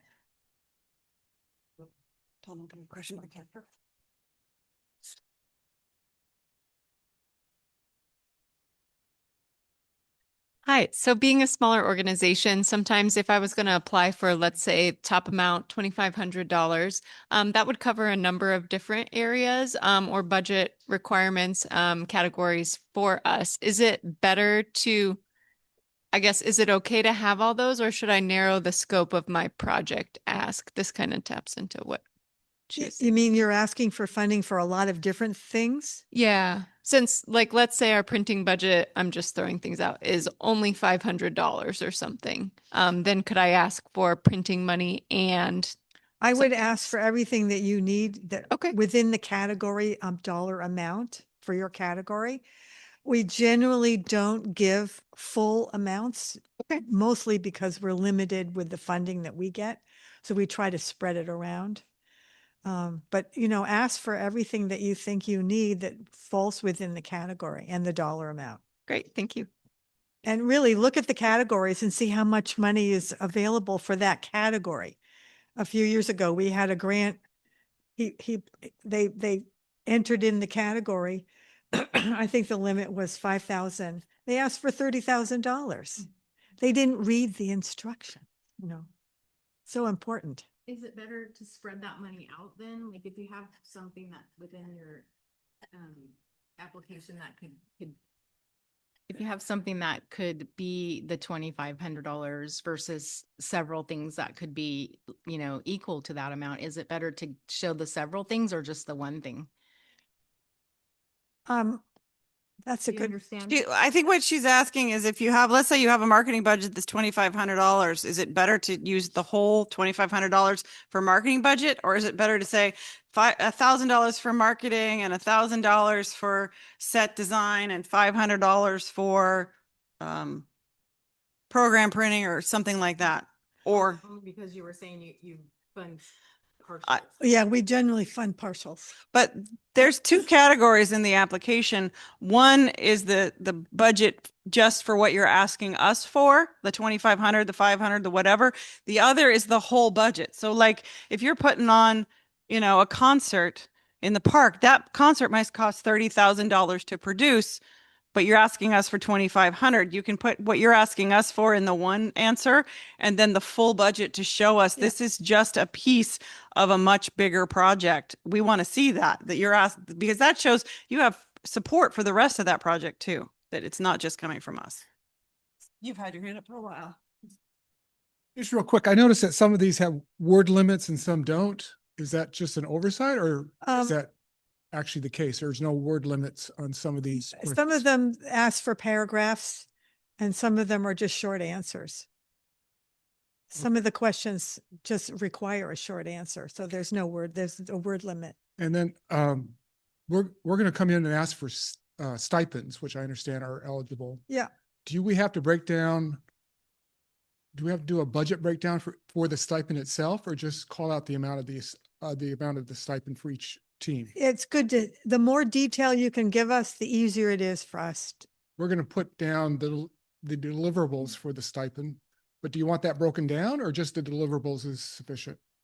I don't know what you mean by deliverables. For example, if we're asking for design drawings, do we want to put a number attached to the design drawings for I'd give as much detail as you can. as much detail as we can?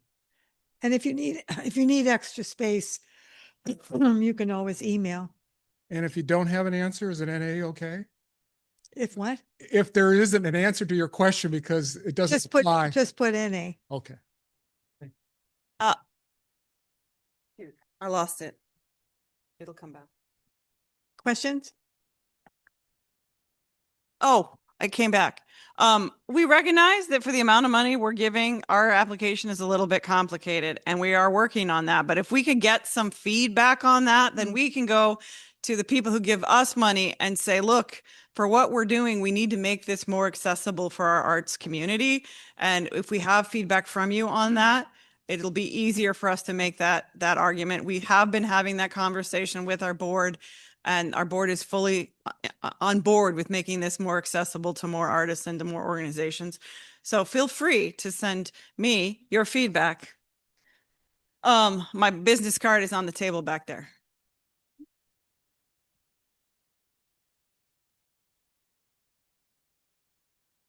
So it's okay to team up with multiple organizations in this application?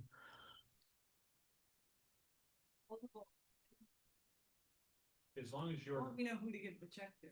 Or also kind of building off of that, if it's a collaboration that you're doing between multiple organizations, can multiple organizations apply for the fund? So we can do, if it's a collaborative project? If you're listing each other and it's the same project, only one can apply for that money. If it's a joint project, it's only funded once, even if there are multiple partners. Okay, even if it's different parts of the budget of the project? Okay.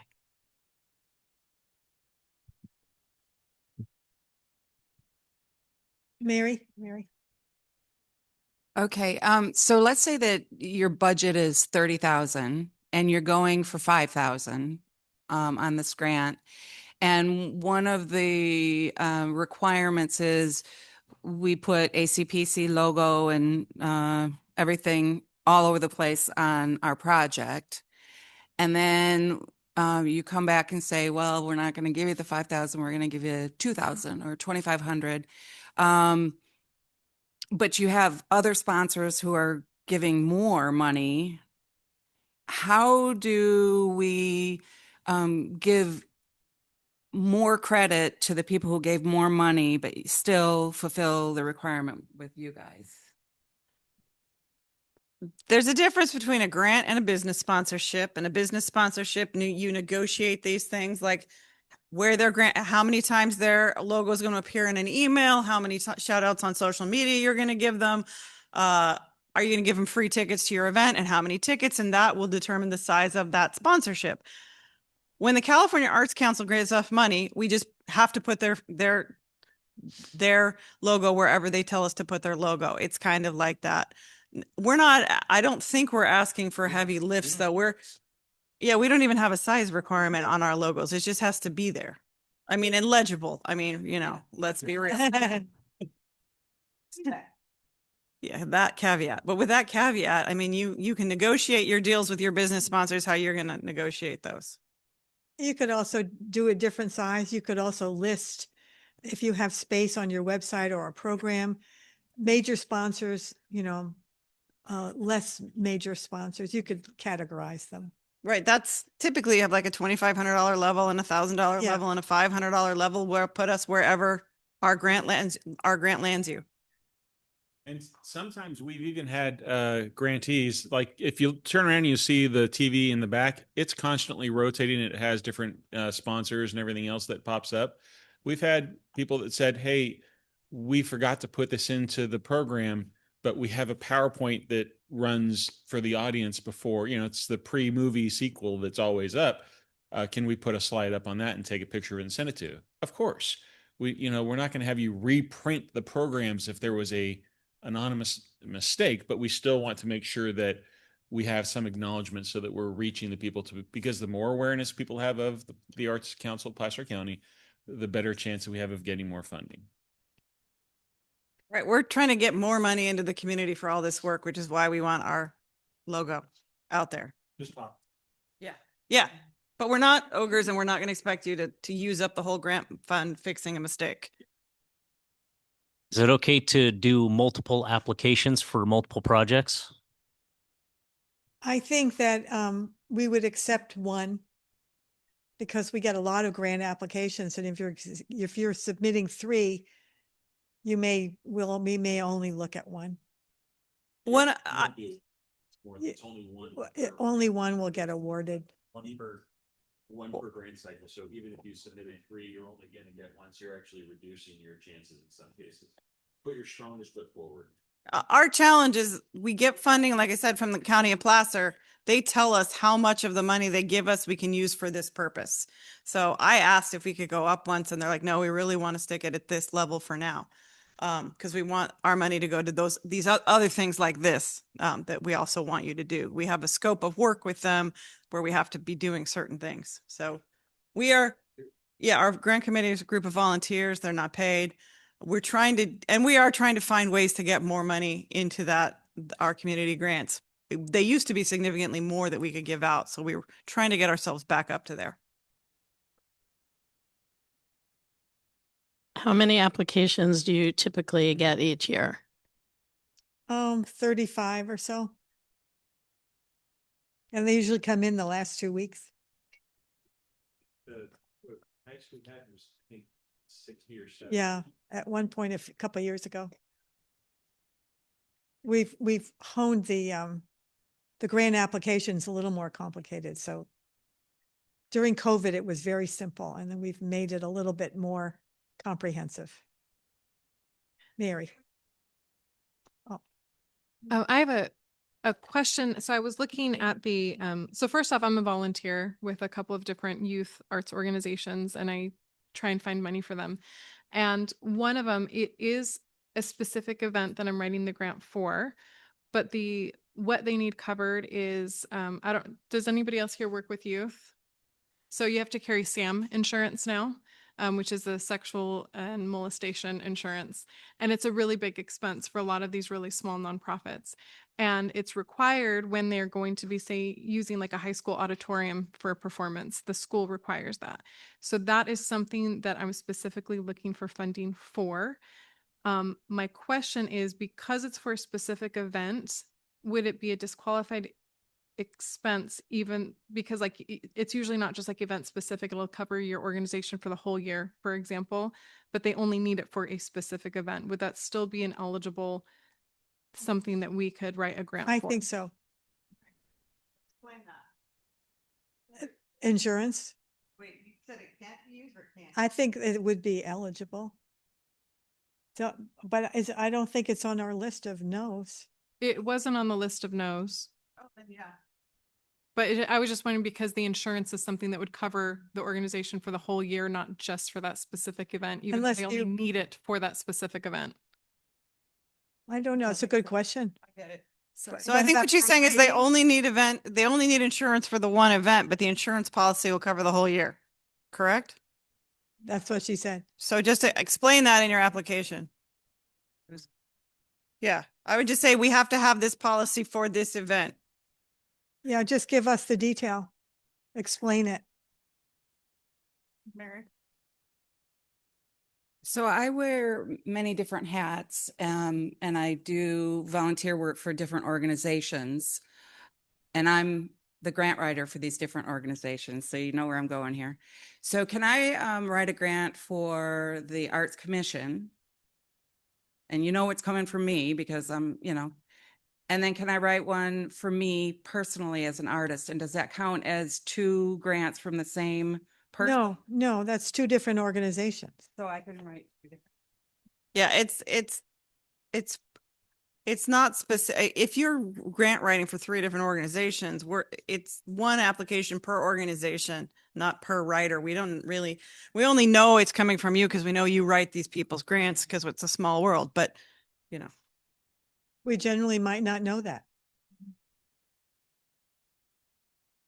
Any other questions? this is where you find the list of things we don't cover. Unfortunately, it's a long, but please pay attention to that when you're writing your budget. There's a lot of requirements, but these requirements, like we said, are passed down from our funders at this moment. And like I said, if you tell us, give us some feedback, we will advocate for an easier application. I'm doing that anyway, as you can probably tell. I just want the evidence and the ammunition to do it. We have divided the grant application into 2 parts.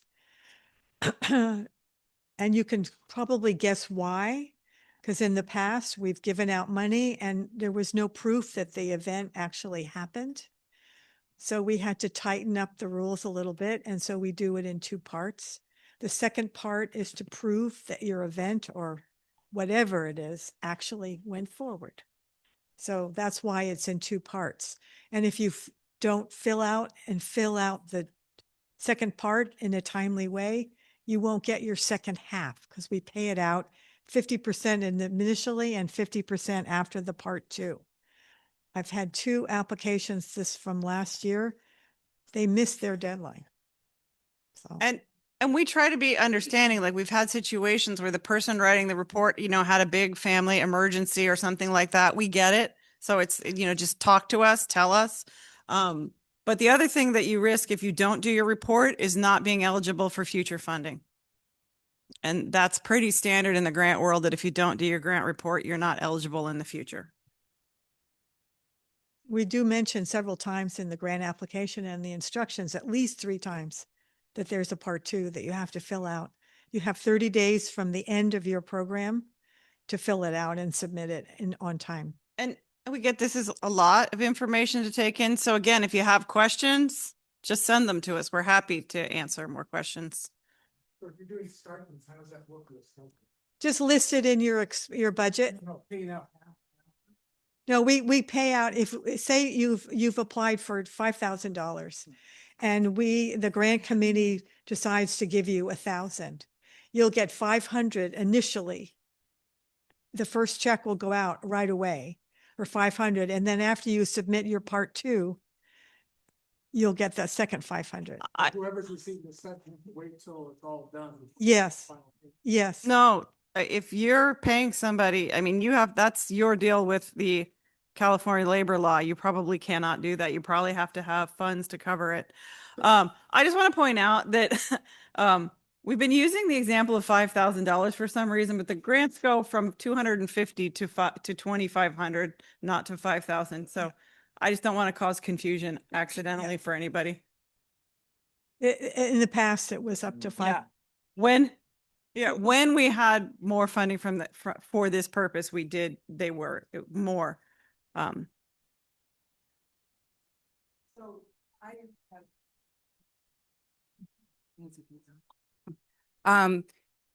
So we got a grant and we were using that to pay stipends for instructors. And then we also were using other money to pay printing. So we asked for the printing to be net 30 so that we could pay the stipends and then hold off on paying the printing until we got that money. So you can get kind of creative. And the other option is, let's say you have an expense that is not one of our prohibitive expenses and you want to put part of that in the budget, you could do that. And then you don't have to worry about violating California employment law. But like she said, make it something that you can put 30 days out so that you stay good with your bills too. And you can also submit your part 2 right away. You don't have to wait 30 days. You've got 30 days, but if your program ends, submit the part 2 right away. Yeah. And we also had a comment from our Zoom participant as well, saying in the future, they'd love to see seminars, classes on starting a business as an artist, what's required to sell, how to copyright our work, documents needed, and best to advertise, all those questions. Don't forget also, this part of this is also because we have a partnership with the Placer Business Resource Center, and they do all of that. If you are trying to start a business in Placer County, they will walk you through and help you through the entire process to make sure that you have the right business licenses, that you have the right insurances, that if you have questions, that they can help you work through writing a business plan. So that is a free resource. Well, it's typically free, but that is a valuable resource that is prepaid by the county. It's Placer Business Resource Center, and they're out of Rockland, almost on the edge.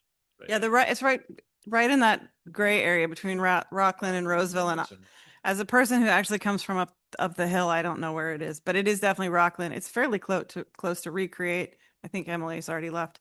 But yeah, they have this is great feedback because we can get people from It's actually under the Office of Economic Development and Housing, which is part of Placer County government, and they are super helpful. And last year we had one of them on one of our panels to come and talk about business licensing and, your business from the county's perspective. So we're certainly willing to offer that again. Any more questions? We've got about, okay.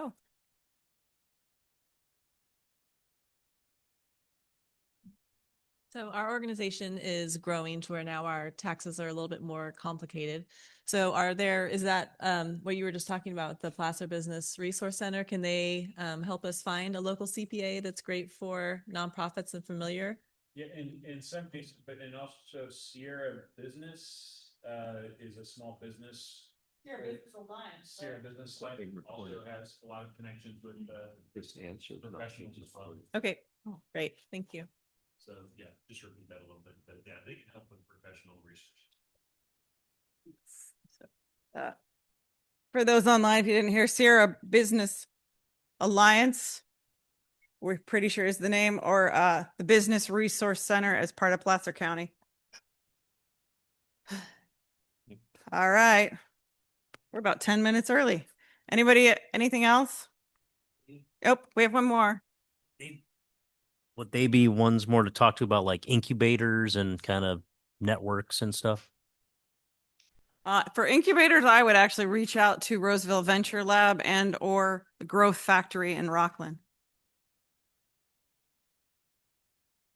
What about opening it up to asking people that are here if they have events coming up that they would like to share? Because this is a great group of people to share that with.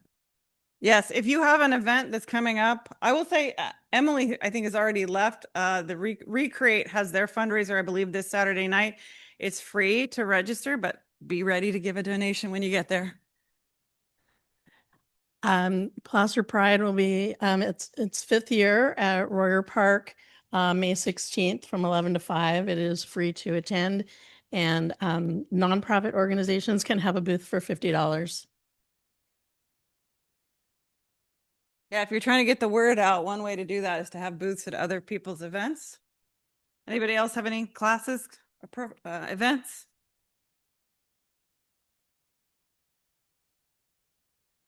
I don't know who has attended the free Shakespeare in the Park that Take Note Troop does every year, but we're in our, I think our 23rd or 24th year, and we're doing a Bollywood adaptation of Taming of the Shrew.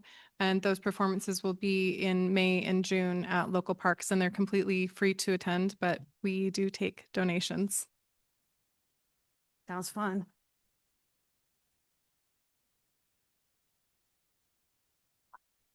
We're a little ways in the future, but August 1st is our event.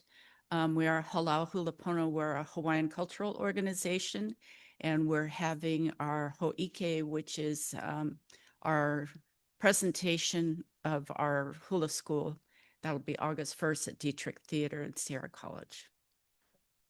And if you do want to have your event listed in our monthly newsletter, you can send an email to Darcy. It's designer. Is it designer? Designer at acpc.org. No, placerarts.org. Placerarts.org. Yeah. Designer at plus.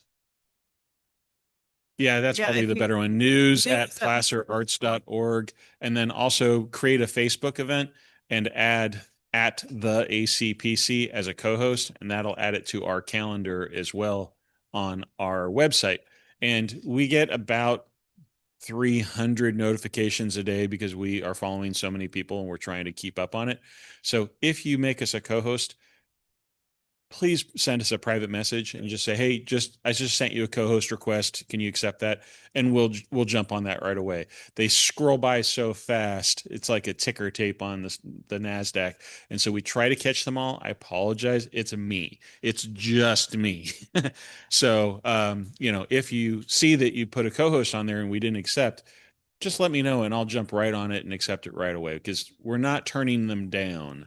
The only, we want to accept them all. So we're not ignoring somebody intentionally. It's just that it scrolled so fast on our notifications that I missed it. Oh, I just wanted to double what Take Note Troop said. Don't miss it. If you want to introduce your kids to Shakespeare, and they're fantastic. Are you guys coming back to Auburn this year? Okay, I take it back. But you'll be at the Rockland? At the quarry? Village Park and Fair Oaks. And they'll also be at Folsom and then at Rockland at the quarry. I'm just repeating for you. What one of the other workshops we're thinking strongly about having is one on marketing and branding, and Patrick will be a big part of that one. So again, when you get the survey, tell us, yes, we want the one on marketing. And just so that I know, how many people prefer in person? And how many prefer Zoom? Okay, all right. We just want to make sure because we didn't want to pull you away from, midday if it's, going to be a quick one, it's going to be an hour. If you want small ones, are you still okay with quick Zooms to get a little bit more training? We can try to squeeze them in. So, okay. So we're okay with that if we need to. It's like, hey, there's a need and we got 10 people that want to get together to do a marketing one. We'll do it. We're also still working on getting this set, but we're going to be doing a Zoom one on film permitting. And the reason we're doing it on Zoom is we're bringing in, I think, El Dorado County, Sacramento County, and Placer County. So be on the lookout for that too. Yeah, because it's also, because remember, Placer County, I mean, we're trying to represent Tahoe City all the way out to Sheridan and out to Granite Bay. So sometimes so that we can better represent everybody and make it easy, especially now in the winter. We don't want anybody trying to get out of Tahoe City and chain up to come down, go through avalanche country. It's like, we just want them to stay home and stay safe and stay warm. So that's why sometimes we didn't anticipate to have a Zoom component to this, but because of the weather, we added it in because, we do like to see your faces and have you here, but it's not that we're not opposed to it. So we will accommodate whenever possible. Okay. We, being the Arts Commission, are putting on a couple events coming up. One is on August 18th, and it's for artists who are trying to get into galleries and the Placer Artist Tour and Art Walk.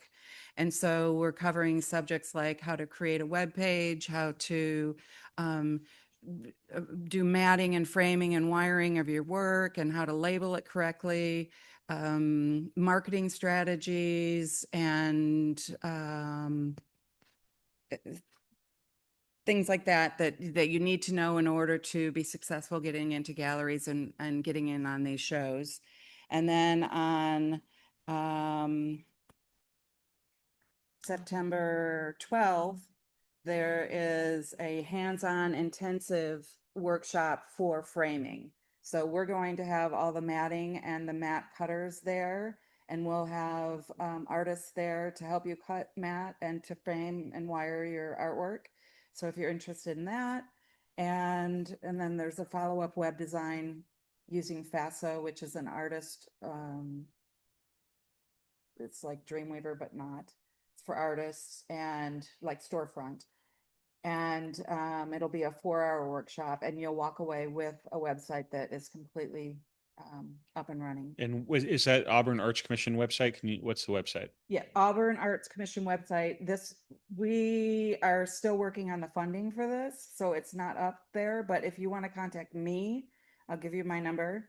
It's 661-204-6569, and I'll have the information on that. Also, if you're interested in being on the art walk, if you're an artist, I'm in charge of that for the Art Commission. And so I'm the person also that you'll talk to on that. And that'll be up on our website coming up soon.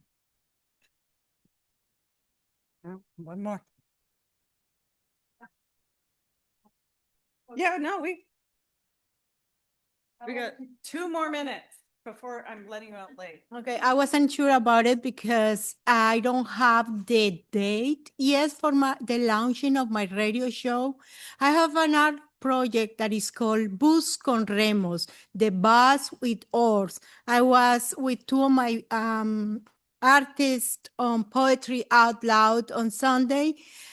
This bus is a bus. It's an imaginary bus that is based in magical realism. And my bus is going to have their own radio show starting, I think, on March on KUTZ 95.7 Sacramento. But we also are going to have an antenna very soon this year, and it's going to be Roseville and all our county, and it's going to be song and interviews. And I'm going to portray or to show their singers and songwriters. And we're going to have stories to tell with that, because I am a storyteller and I am a poet and I am a writer. So it's going to be a very interesting show, and it's going to be Thursdays at 2 p.m. in KUTC 95.7 FM Sacramento. And soon here too. Gotcha. Do you know if they do an on-demand as well for some of the programming? Do they record it and then offer it on their website? Okay, because that's the same thing with K-High. They do the same thing. So even if you don't catch it live, make sure you go to the websites. Perfect. I want to thank Zenith, who joined us on Zoom today, and all of you for giving us a few hours of your day. Really appreciate your time learning about grant writing. And if you have any questions or want to talk to me more about it, my business card is on the back there with a picture of Laura's concertmaster Chase. I'm not sure why Darcy put a black man's picture on my business card, but it's a conversation starter, I'll tell you that. And a very talented artist. So I'm not offended, but he might be. Anyway, thank you very much.